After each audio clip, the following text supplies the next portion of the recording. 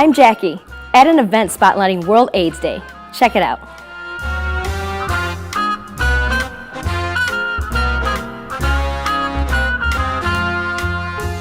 World AIDS Day was founded in 1988 as the first ever global health day.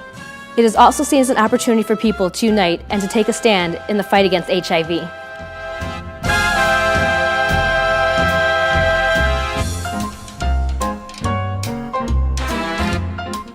SSC showed support locally in Lecture Hall A with an awareness workshop featuring the latest advancements and prevention methods in HIV and hepatitis C treatments.